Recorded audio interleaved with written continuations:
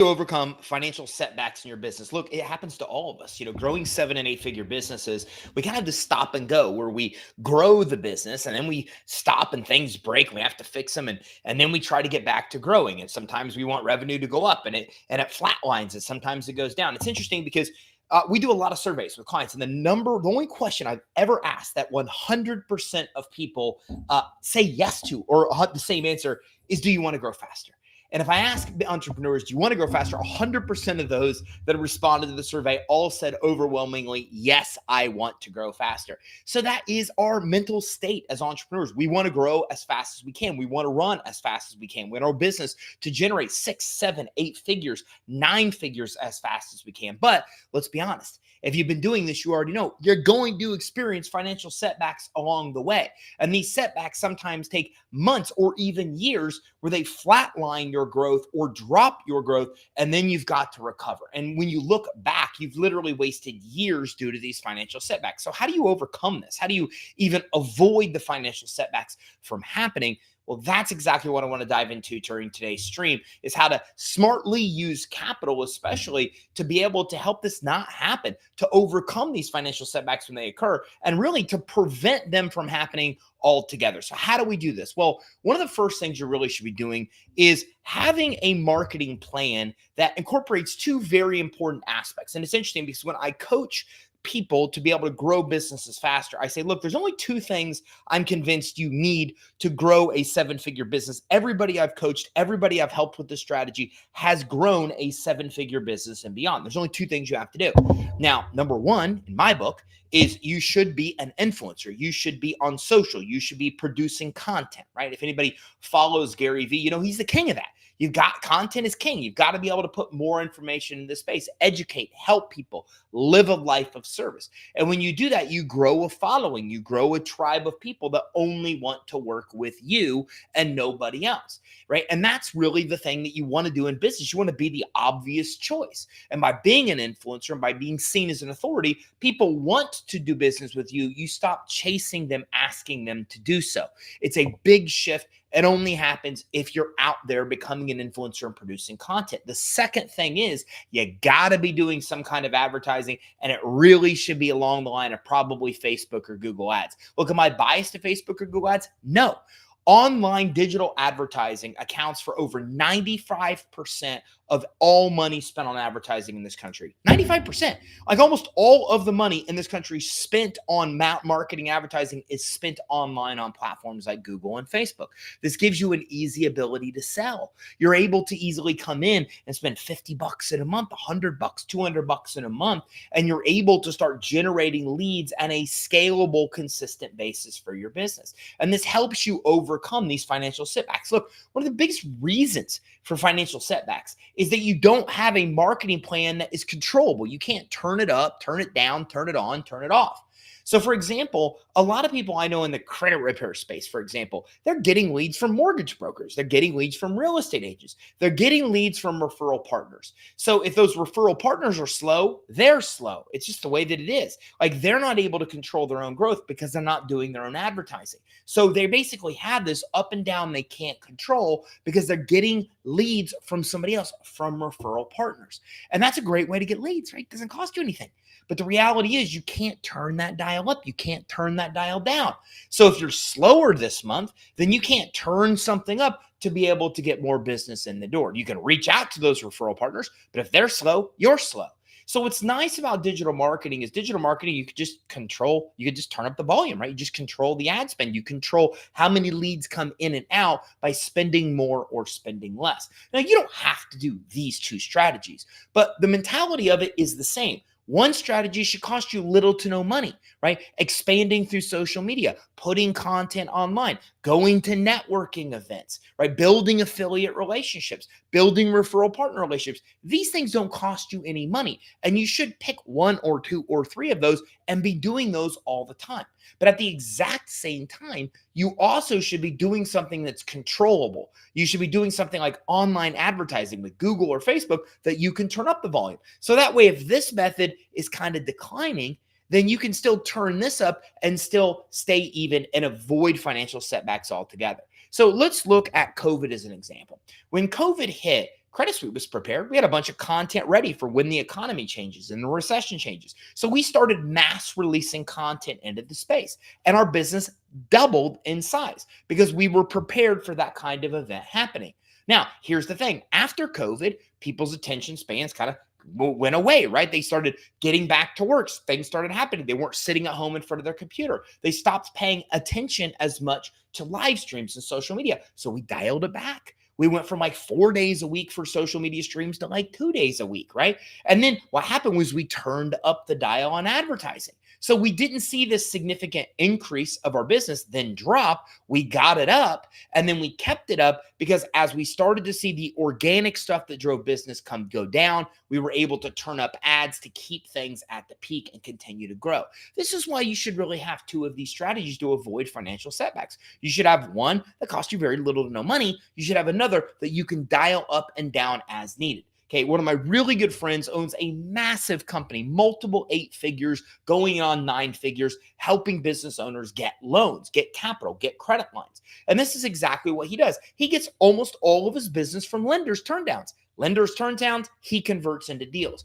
But he also has Google ads lined up, ready to go. When the lenders are killing it and sending him massive referrals, he doesn't run ads. But when those slow down, he immediately starts running ads so the business stays steady or continues to increase. This is the exact strategy that you should be doing, one, to be able to help overcome those financial setbacks. Now, another thing you should be doing is be financially prepared.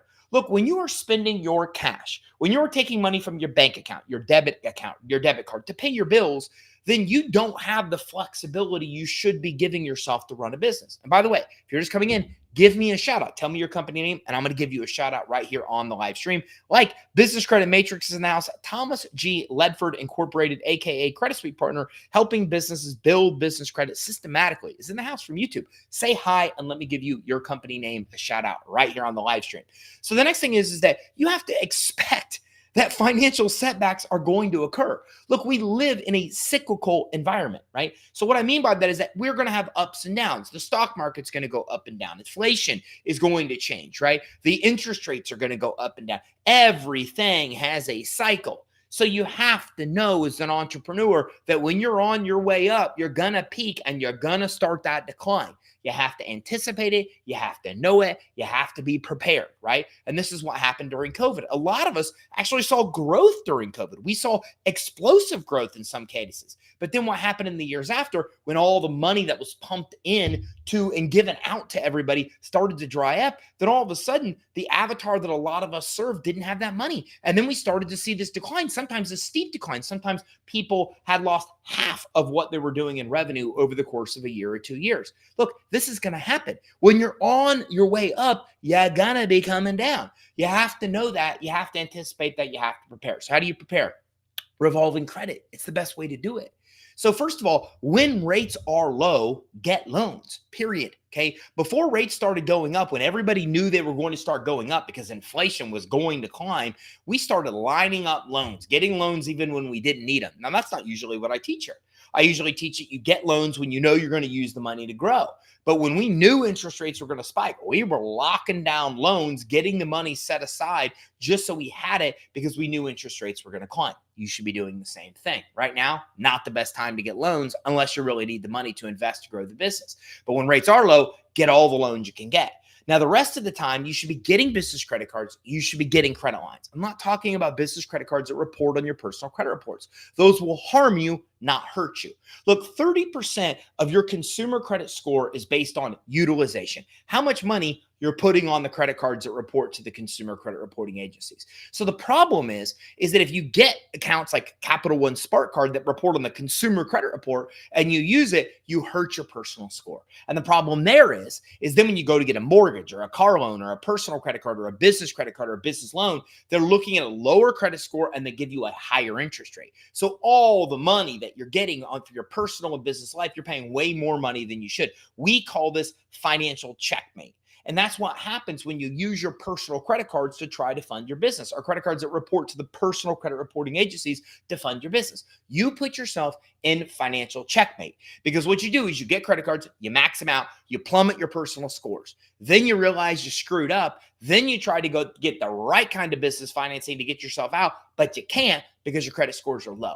How do you get out of it? You pay off all that debt. That's a trap a lot of people never get themselves out of. And that's what causes financial checkmate. And that's what causes a lot of businesses to fail.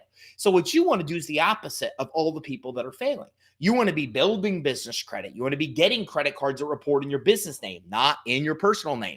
Credit cards that don't require personal guarantees. First of all, these have like 10 to 100 times higher limits than consumer credit. That's not my quote. That's from SBA themselves. So you want to come in and you want to get $10, $20, $30, $50,000 credit cards, not a $5,000 credit card. That's not going to help your business. $50,000 will help your business. And when you're building business credit and using the established credit profile to be able to then come in and be able to use that business credit profile to get real business credit cards that report to the business credit reporting agencies, not the consumer. No inquiry, not based on personal credit. Now you can start using this credit to be able to fund your business. Now, instead of paying everything cash and using a debit card, you can start using these credit cards instead. Don't get me wrong. You can still pay them off before interest accrues, and they don't cost you anything. But here's what happens. When you do this, you're showing other credit issuers, other lenders, that people are giving you money and you're using the money to grow your business. And that's what they want to see. You see, I spend $100,000 a month on Facebook ads. Now, I could take the money right out of our bank account and spend it because we're getting a return on investment on that money, right? We spend money on ads, clients come in, they pay us, we pay off the ads. So, but here's the problem. The problem is if I just do that out of my bank account, nobody can see that I'm spending that $100K a month. So instead, I put it on an Amex card. And that Amex card reports on my D&B credit report. So now what happens is anybody that looks at D&B to give me another credit card or a loan or a credit line, they go, whoa, this person's spending $100,000 a month on this one credit card. We want to give them money because this is somebody that's going to use a lot of that money and they're responsibly paying the bill. Now what happens is lenders and credit issuers want to give me more money. And when I move into that arena, then I'm able to get money in a week, 2 weeks, 3 weeks. I can get an SBA loan in 2.5 to 3 weeks, 150 to 300,000, 2.5, 3 weeks. I can get the deal done, funded, money in my bank account, because I'm showing this history of people giving me credit and me paying my bills on time.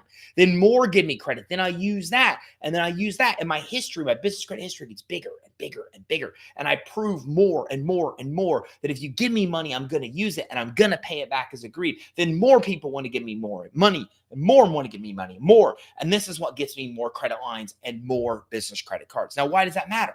Because when I see things slowing down, then I'm not in a shortage of cash to take action. I have an abundance of cash to take action for whatever else it may need. Maybe. So for example, if I see that all of a sudden things are slowing down, I need to spend more on Facebook ads. And if I've conserved my cash, well, then I can easily spend more on those ads, knowing that maybe in 2 months, I'm going to get a return from that and pay off that credit that I'm actually accruing and actually have the cash reserves that I have to be able to advertise more as well. So this is the key. Revolving credit is the key. Whenever you can get a credit line, get a credit line. Whenever you can get a business credit card, especially in your business name, get a business credit card. Whatever expenses you can pay for regularly on a credit card instead of cash, pay on the credit card. Okay. I have an American Airlines credit card. I use it for my American Airlines flights. Delta credit card, Delta flights, right? Marriott credit card, Marriott hotels. Okay, so I have credit cards for all these different purposes. Can I go buy a computer if I need to? Yeah, I could pay cash, but I don't. I use my HP credit card. Now I'm showing everybody that I bought that computer and I'm paying the payments off. And if I want to pay the whole thing off before interest accrues, I can. But before I do, I've already shown the future credit card issuers and lenders that I'm using that credit. And this is what makes me more appealing to have them give me more money. So this is exactly how we are overcoming financial setbacks, right? We're prepared. We've got a marketing plan. We've got marketing that we can dial up and dial down. We've got stuff that doesn't cost us anything, like networking events and like becoming an influencer and putting content in the space. Then we're loading up on loans when interest rates are low. Then we're coming in and getting all the revolving credit that we can actually be able to get. And so we're getting credit cards for our business. We're getting credit lines for our business. And all of this actually helps us have this revolving credit available when we need it. And it also helps us put our spending on credit that other people can see, improving our business credit profiles and score, making us overwhelmingly more lendable. Now, the other nice thing about revolving credit is that with revolving credit, you're able to move all of your expenses and spending there if you don't know what's going to happen. When COVID hit, we stopped spending any money out of our bank account. We moved 100% of everything we were buying to our credit cards. Everything went to credit cards. Everything went to credit lines. We didn't know what was going to happen. But what we did know is the more cash we had at the bank, the better we were going to be protected. So because we had so many credit lines and we had so many credit cards that weren't even really being used, we were able to start putting all of our spending on there. Then we realized that we were going to grow during COVID, not decline. Then we paid off all that credit. Then we got back to normalization. So this is the nice thing about having all of this revolving credit. Now, the next thing you want to do to overcome financial setbacks, stop getting comfortable. You have to reinvest into the growth of your business. Look, your competitors are going to wake up every morning, and I think this comes from Mark Cuban, and their goal was to take every single thing you have. And that's how you need to drive forward. Every day, you need to wake up and realize that there are people waking up even earlier than you, and their mission is to take every single thing you have. They want your market share. They want your clients. They want your IP. They want everything you have. And what you have to do is be more aggressive to fend them off and to grow than they are to come after it. So it's interesting. We have a competitor that I don't really consider to be a competitor. Anybody. I try to help as many people as I can, right? And this is somebody that we provided a lot of help and guidance for. But the problem is they just could not figure out how to grow their business. So what they decided to do was copy every single thing we were doing. Everything. To a point where they literally even took our software, paid behind some fake account to get access, and they started building their own software that was a clone of our software, right? And our software cost like $1 million+ to build. They didn't know that. But when they got into it, they started to invest the money and they started to build it and thought, this is how we're going to compete. This is how we're going to win. We're going to build a dual competing platform against theirs. Here's the problem.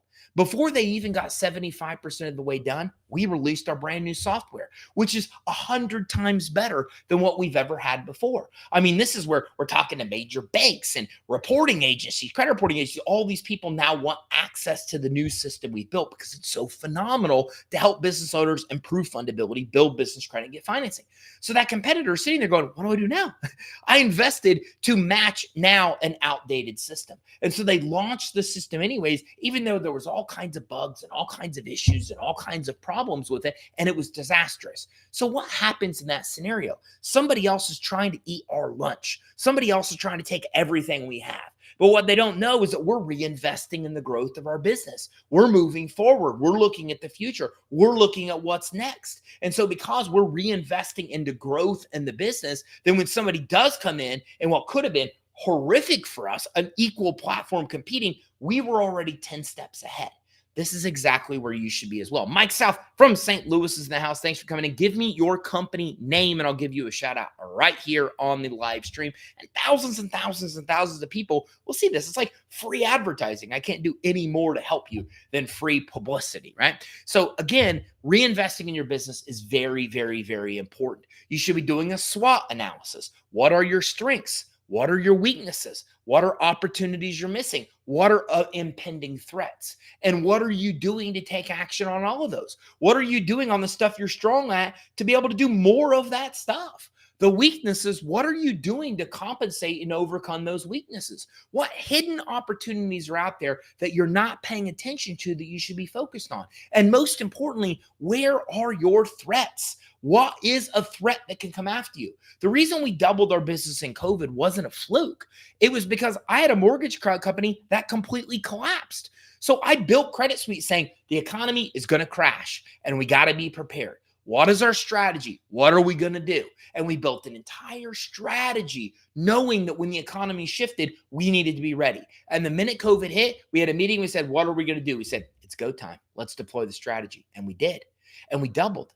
So this is exactly what is important when it comes to you actually being able to reinvest in your business for growth. You've got to be able to reinvest for growth. You have to anticipate what may happen. And in doing so, then you're going to be able to actually grow the business. The next thing is you've got to wisely use good debt to fight off bad debt. Here's what I mean by that.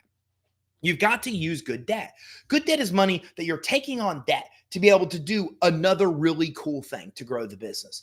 Bad debt is like when you're buying debt for you taking on debt for stuff you don't need, right? If I'm going out to buy fancy clothes that I really can't afford and putting it on a credit card, that's bad debt. Good debt is actually using it to invest into a Facebook campaign that's actually going to grow my business. So you want to make sure that you're using good debt wisely and stop using bad debt. Stop using credit for the stuff that you don't absolutely need. One of my really good friends has a really cool boat, hundreds of thousands of dollars. And he said to me, he said, Ty, I never, ever, ever put loans on anything that I'm just using for fun. That's my rule. I save, and that's where I put my actual cash. My money goes towards stuff that I need, not my toys. That's a good use of good debt versus bad debt. You don't want to use bad debt to just take on and buy things that you're using for entertainment, for luxury. That's not its purpose. You need to be using it for something that's actually going to make you money, something that's going to give you a positive return.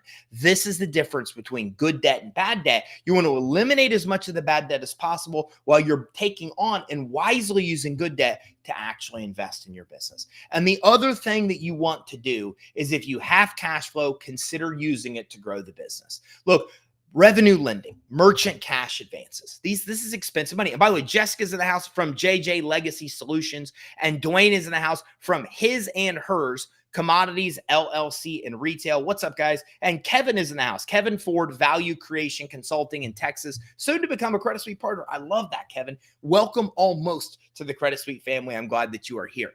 So again, if you have cash flow, consider using it for the growth of the business. Look, revenue lending, merchant cash advances. This is not cheap money. 8, 10, 20, 30% interest rates.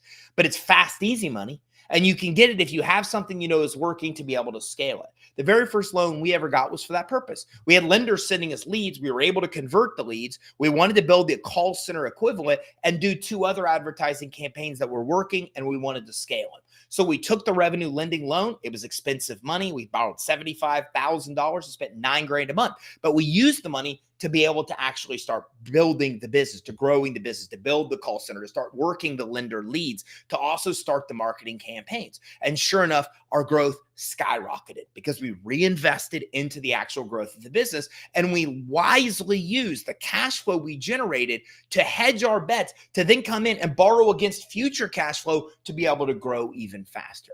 Revenue lending, merchant cash advances, this kind of financing are powerful ways to grow your business if you have things you know are going to work and you just want to pour gasoline on the fire per se. You want to scale what you know works. You know you're going to get your return on investment. Okay, we had a client that had a soft drink manufacturing company. He sent all the bottling, outsourced it. Well, he used this to be able to bring the bottling inside, and he raised his profit margins by like 40%. Within 60 days, he paid off that loan. So it was a smart investment. He wrote off all the interest. He used the cash flow of his business to be able to invest in another area of his company to come in, exponentially increase his profit margins, and his business doubled in profits within the course of a year because of the growth he was able to obtain and because of the higher profit margins. There's a lot of examples like this. We have a client that had a tow truck, one tow truck operation. And she said, look, I want $80,000 to buy more tow trucks. Bad credit, little revenue, couldn't get her 80, got her 8.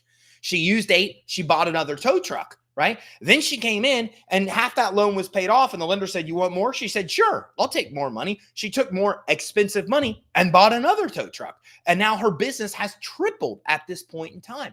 Last time I checked in on her, she had 8 tow trucks on the road. She went from a 1 tow truck operation to a fleet of tow trucks, and her revenue had increased by almost 10-fold because she wisely used the revenue she was generating in her business to be able to then borrow against future revenue, invest it, double what she had, tow truck to 2 tow trucks. Then she proved herself. Then she got another and another and another, and she bought a fleet of business. Now, a fleet of trucks. Now, this had to come down to investing in her business, and it also came down to wisely using her revenue and borrowing against future revenue, what revenue lending is, to be able to then throw gasoline on the fire and grow even faster. So these are some of the best strategies on how to overcome financial setbacks. Let's go back and recap. Number one, make sure that you have a good marketing plan. 2 things that are needed. If you have these 2 things, you are going to grow a 7-figure business plus. Either some form of free or little cost advertising and marketing.